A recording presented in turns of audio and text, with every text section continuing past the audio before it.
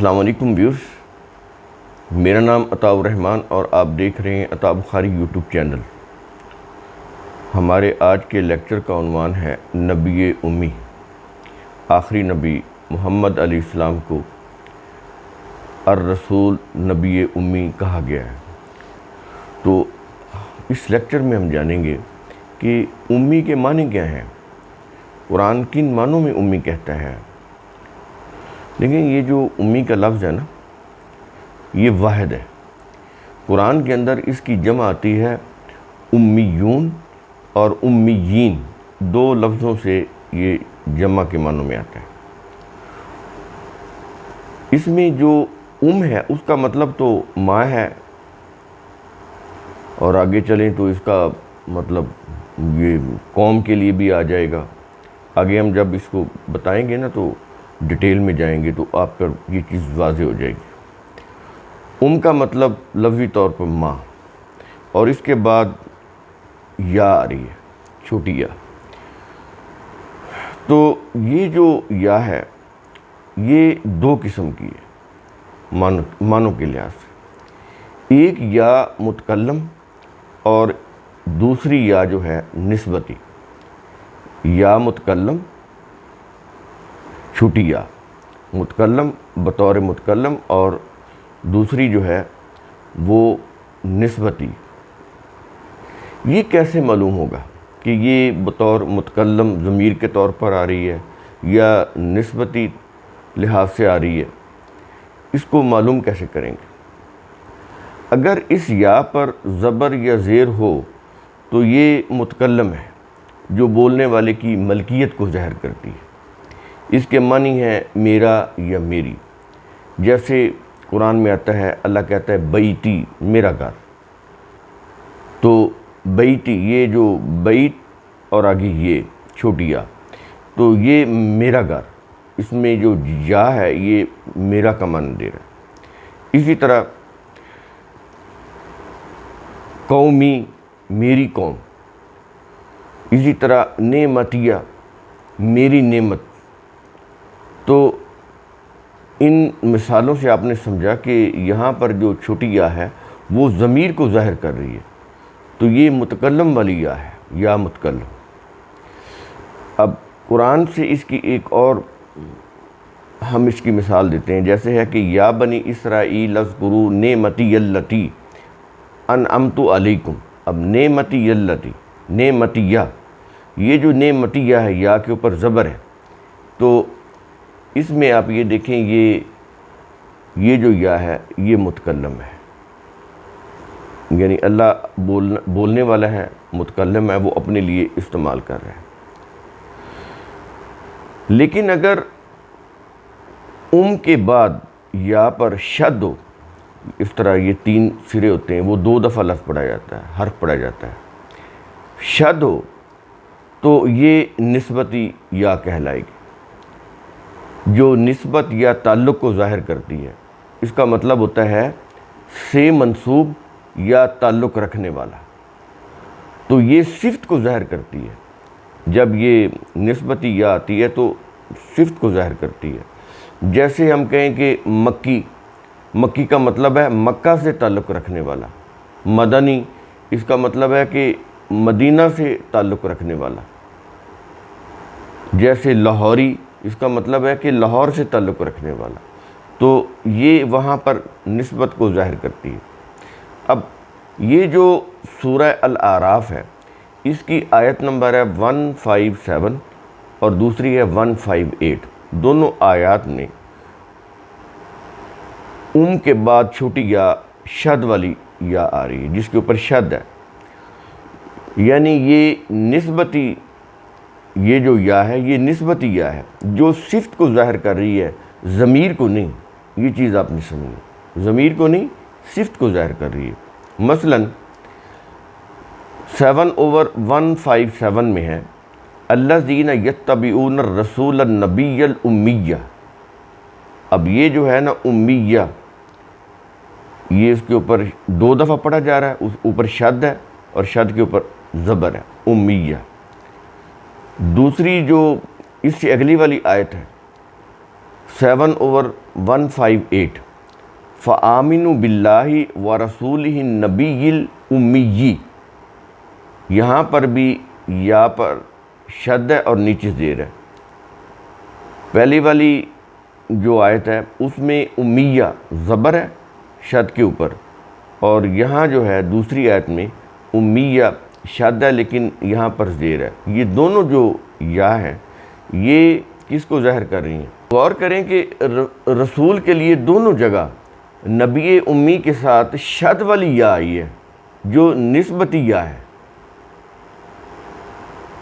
ضمیر والی یا نہیں ہے، یہ متکلم والی نہیں ہے، نسبتی یا ہے۔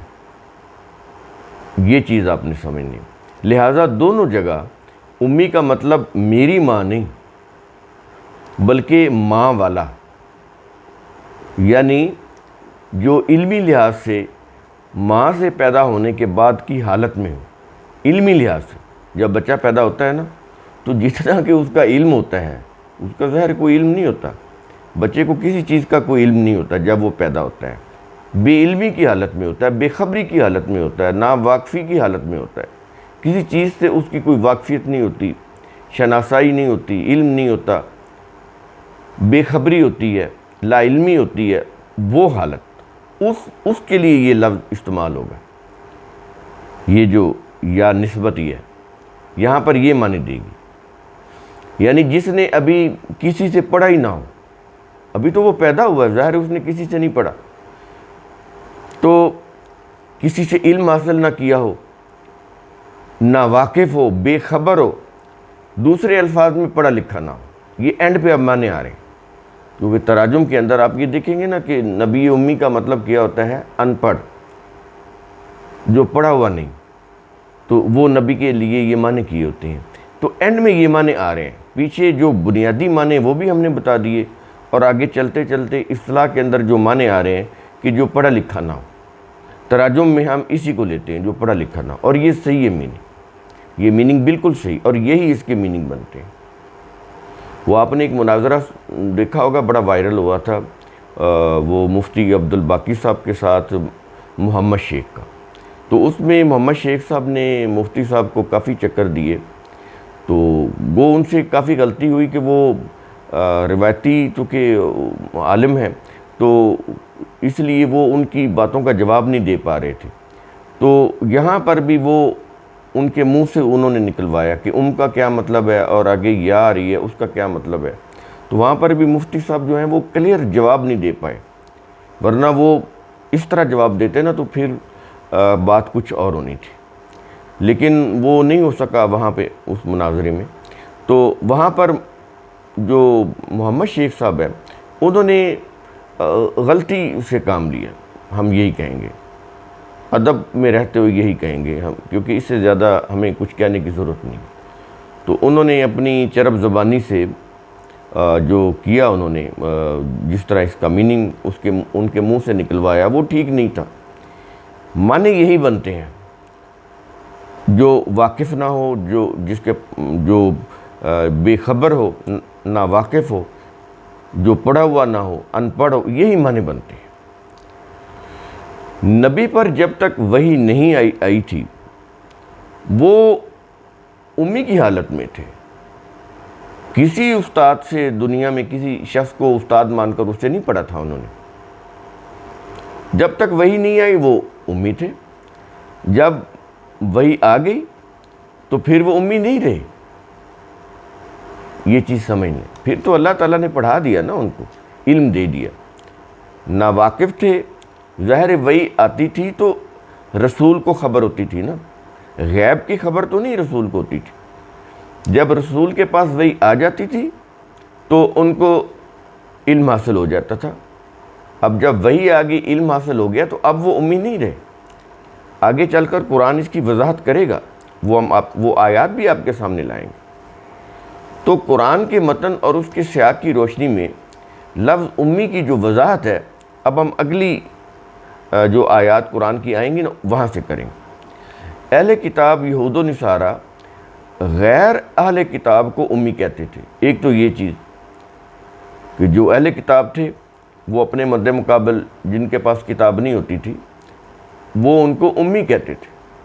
اہل کتاب میں یہود و نصارہ آ جاتے ہیں، اس وقت کی بات کر رہے ہیں، تو وہ جن قوموں کے پاس بھی کتاب نہیں ہوتی تھی وہ ان کو امی کہتے تھے۔ اب یہ جو قریش کے جو لوگ تھے مکہ میں، ظاہر ہے ان کے پاس کوئی کتاب تو نہیں تھی، شریعت نہیں تھی، تو یہ جو لوگ تھے، جتنے بھی اہل کتاب تھے، وہ ان کو امی کہتے تھے۔ یوں کہہ لیں گے امیین تھے یا امیون تھے، جمع قرآن کے اندر یہ دو لفظوں سے آ رہی، امی کی جمع، امیین اور امیون۔ تو ان کے نزدیک ان کے علاوہ باقی تمام اقوام جو تھیں وہ عبرانی زبان میں ان کو کہتے تھے گوئم، GOYIM، گوئم، تو وہ ان کو گوئم کہتے تھے۔ اب یہ جو گوئم کا لفظ ہے نا، یہ ٹھیک وہی معنی دیتا ہے جو قرآن کے اندر امیون یا امیین کے ہیں، وہی معنی دیتا ہے، جمع کے معنوں میں آتا ہے گوئم، یعنی وہ قومیں جن کے پاس کتاب نہیں تھی۔ اب ہم قرآن سے اس کے دلائل لاتے ہیں۔ قرآن میں امیین کا لفظ ایسی قوموں کے لیے آیا ہے جن کے پاس پہلے سے کوئی آسمانی کتاب نہیں تھی، یہ قرآن میں بھی ایسے ہی ہے۔ اس تناظر میں امی یہ جو ہے امت یعنی قوم کی طرف منسوب ہے، امی امت قوم کی طرف منسوب ہے، یعنی وہ نبی جو عربوں کی اس قوم سے مبعوث کیا گیا جس کے پاس پہلے سے کوئی شریعت یا کتاب نہیں تھی۔ ظاہر ہے قریش کے پاس کوئی کتاب نہیں تھی، کوئی شریعت نہیں تھی۔ اب اس کو ہم یہ جو سورۃ آل عمران کی آیت نمبر 20 ہے، اس سے ہم آپ کے سامنے یہ حقیقت لاتے ہیں کہ اہل کتاب کے مد مقابل امیین کا لفظ لا کر خود اس کے معنی واضح کیے گئے ہیں قرآن کے اندر۔ ہم نے آپ کو پہلے بھی کئی دفعہ یہ چیز بتائی ہے کہ قرآن متضاد الفاظ لا کر چیزوں کو واضح کرتا ہے۔ دن کے مقابلے میں رات، روشنی کے مقابلے میں تاریکی، اس طرح یعنی متضاد الفاظ لا کر، مد مقابل الفاظ لا کر کنسپٹ کلیئر کرتا ہے الفاظ کے۔ تو یہ جو سورہ آل عمران کی آیت نمبر 20 ہے، اس کے الفاظ ہیں وَقُلْ لِلَّذِينَ أُوتُوا الْكِتَابَ وَالْأُمِّيِّينَ أَأَسْلَمْتُمْ، جنہیں کتاب دی گئی ان سے کہہ دے، نبی کے ذریعے سے کہا گیا کہ اے نبی ان سے کہہ دے، اے رسول ان سے کہہ دے کہ جنہیں کتاب دی گئی ہے ان سے کہہ دے، اور ان پڑھوں سے بھی کہہ دے، یعنی دونوں سے کہہ دے، جن کو کتاب دی گئی ان سے بھی کہہ دے، وہ تو ہو گئے اوت الکتاب، اور ان کے مقابل جن کو کتاب نہیں دی گئی قرآن کیا کہہ رہا ہے والامیین، اور امیین سے بھی کہہ دے۔ اب یہاں پر جو امیین ہے ان کا مطلب یہی ہوگا نا کہ جو ان پڑھ ہیں، جن کے پاس کتاب نہیں ہے، جو کتاب کو پڑھنا نہیں جانتے تھے، تو ان دونوں گروہوں سے کہہ دے، اہل کتاب سے بھی اور غیر اہل کتاب یعنی امیین سے بھی کہہ دے جن کے پاس کتاب نہیں ہے، کہ کیا تم فرما برداری اختیار کرتے ہو؟ اسلمتم، ہمارے لفظوں میں کہہ دے کیا تم مسلم ہوتے ہو؟ مسلم کا معنی فرما بردار، تو کیا تم فرما برداری اختیار کرتے ہو؟ کیا اسلام لاتے ہو؟ اسلام کا معنی ہے فرما برداری اختیار کرنا، تو کیا تم فرما برداری اختیار کرتے ہو؟ تو یہاں بالکل واضح ہے کہ امیین اہل کتاب نہیں تھے۔ کون تھے؟ جن کے پاس کتاب نہیں تھی۔ قرآن نے دونوں لفظوں کو مد مقابل لا کر اس کے معنی واضح کر دی۔ اسی طرح سورہ الجمعہ اس کی آیت نمبر ہے 2، اس میں ہے کہ هُوَ الَّذِي بَعَثَ فِي الْأُمِّيِّينَ رَسُولًا مِّنْهُمْ 62/2، جس نے امیین بغیر کتاب والی قوم میں سے ایک رسول بھیجا، اللہ وہ ہے۔ تو یہ آخری جو نبی ہیں ان کے متعلق کہا جا رہا ہے کہ وہ جو قریش تھے ان کے پاس تو کوئی کتاب کوئی شریعت نہیں تھی، تو وہ امیین تھے یا امیون تھے۔ تو یہاں پر امیین کا لفظ آ رہا ہے، ہم نے بتایا نا کہ دو لفظ ہیں جمع کے، امیین یا امیون، دونوں کے ایک ہی معنی، یہ امی کی جمع ہے۔ تو یہاں پر کہا جا رہا ہے کہ جس نے امیین یعنی بغیر کتاب والی قوم میں سے ایک رسول بھیجا۔ تو وہ امی تھے جو قریش تھے مکہ کے۔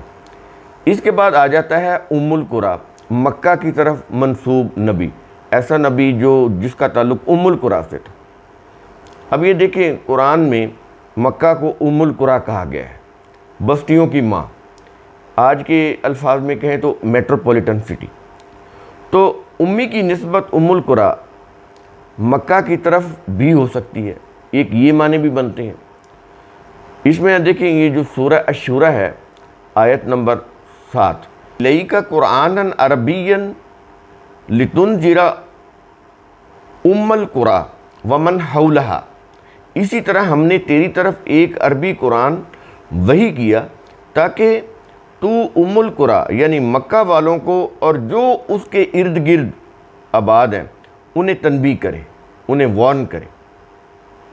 اس لیے ہم نے تیری طرف یہ عربی میں لکھا ہوا قرآن وحی کیا ہے۔ یہ آخری نبی سے خطاب ہے۔ تو یہاں پر یہ دیکھیں ام القریٰ کا لفظ آ گیا، تو یہ مکہ کو ام القریٰ اللہ نے کہا ہے۔ تو چونکہ نبی کا تعلق اس مکہ سے تھا، تو اس لیے یہاں پر یہ بھی کہا جا سکتا ہے کہ وہ نبی یعنی امی سے مراد یہ ہے کہ وہ نبی جس کا تعلق ام القریٰ سے تھا، مکہ سے تھا۔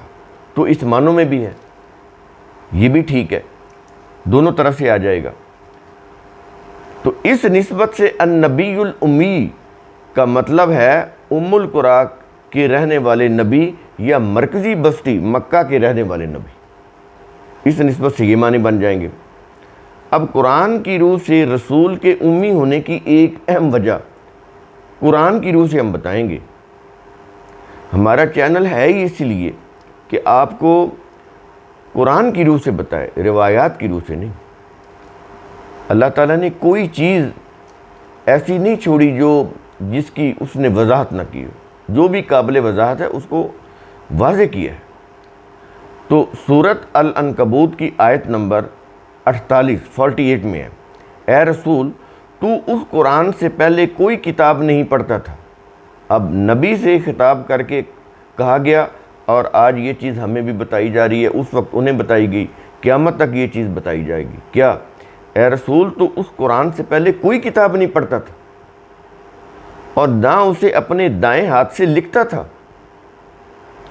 ورنہ یہ باطل پرست ضرور شک میں پڑ جاتے۔ یہ جو ہے نا کہ ضرور شک میں پڑ جاتے، اس کا کیا مطلب ہے؟ یعنی یہ ضرور شک میں پڑ جاتے کہ یہ تو لکھنا پڑھنا جانتا ہے، اس نے تو خود اپنے ذہن سے اپنے دل سے ایک کتاب لکھ لی ہے، گھڑ لی ہے۔ تو قرآن تو دلیل کے طور پر پیش کر رہا ہے، نبی امی کا ان پڑھ ہونا اس کی دلیل میں یہ بات کہہ رہا ہے کہ کسی استاد سے نہیں پڑھا، ہم نے پڑھایا۔ تو جب وہ کوئی کتاب نہ پڑھتے تھے نہ لکھتے تھے، تو پھر اتنی فصیح و بلیغ کتاب قرآن مجید یہ کیسے اپنے ذہن سے یا اپنے دل سے بنا کے یا گھڑ کے لا سکتے ہیں؟ یہ چیز کہی گئی، اس کی دلیل میں یہ آیت آ رہی ہے۔ اب اس آیت کے الفاظ میں یہ جو من قبلی آتا ہے، اس سے پہلے یہ الفاظ بتا رہے ہیں کہ وحی کے نزول سے پہلے رسول کا یہ حال تھا کہ آپ کوئی کتاب نہ پڑھتے تھے نہ لکھتے تھے۔ اس میں وہ عربی کھولے نا، من قبلی کے الفاظ آ رہے، اس سے پہلے، یعنی جب وحی آئی اس کے بعد نہیں، وحی سے پہلے جب نبی امی تھے تو وہ کوئی کتاب نہ پڑھتے تھے نہ لکھتے تھے، تاکہ مخالفین یہ نہ کہہ سکیں کہ یہ قرآن رسول نے پچھلی کتابوں سے نقل کر لیا ہے، یا اپنے ذہن سے، اپنے دماغ سے، اپنی سوچ سے، اپنے دل سے گھڑ لیا ہے۔ تو اس سے آپ نے سمجھ لیا، ہم نے ریفرنسز کے ساتھ آپ کے سامنے یہ اس کے میننگ رکھے ہیں، اس کو واضح کیا ہے۔